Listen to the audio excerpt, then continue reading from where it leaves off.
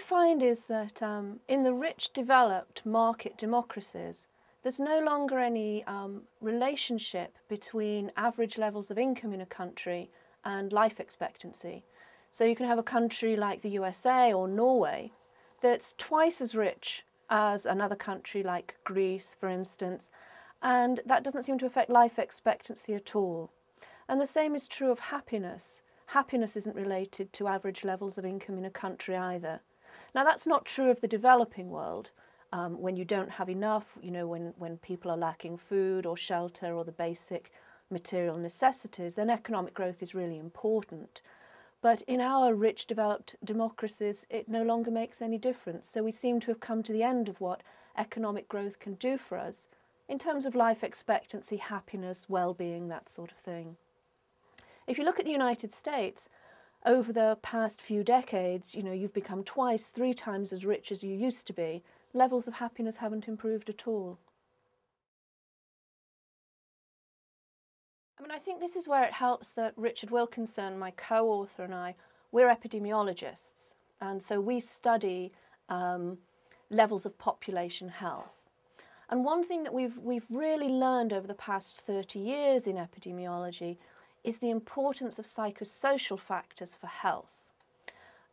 Things like low social status or social affiliations, social networks, whether or not you have friends, and the stresses of early childhood. All of those things have turned out to be really important for health. And we have quite a good understanding now of the biology of chronic stress. So all of these things are working as stressors: low social status, lack of friends or social networks, stress in early childhood.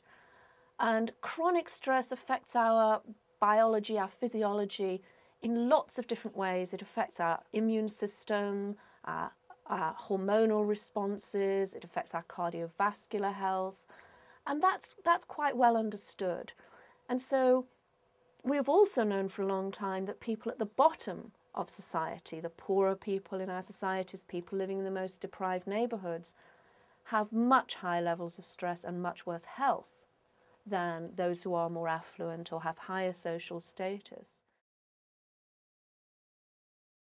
It's not so much about a threshold. The threshold changes over time.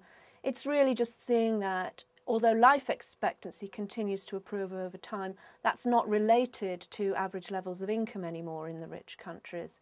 Instead, what we find is really important is the level of income inequality, that is the gap between the rich and the poor. That's what seems to matter these days for our health and social well-being.